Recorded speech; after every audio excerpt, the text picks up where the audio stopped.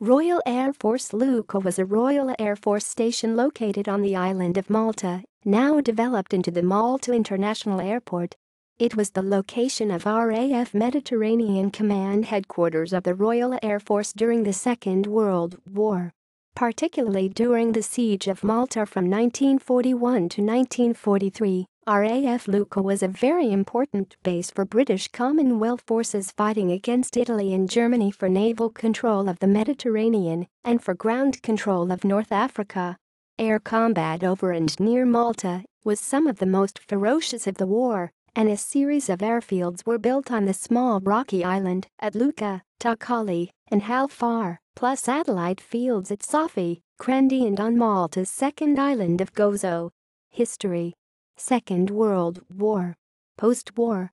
After the war, Luqa remained an important RAF base, serving during the Suez Crisis of 1956, but also served as Malta's main civilian airport. The RAF left in 1979 following a British government decision not to renew the lease on the station from the Maltese. The payments demanded were several times the previous payments under the previous lease.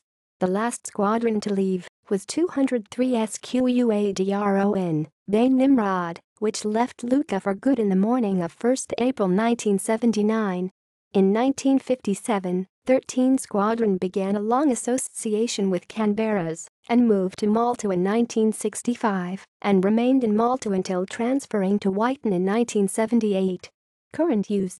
Nowadays, the location has been developed into the main entry point of the modern independent country of Malta under the name Malta International Airport.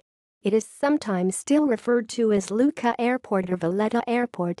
See also: List of former Royal Air Force stations. List of air stations of the Royal Navy. References. External links. RAF Luqa remembered.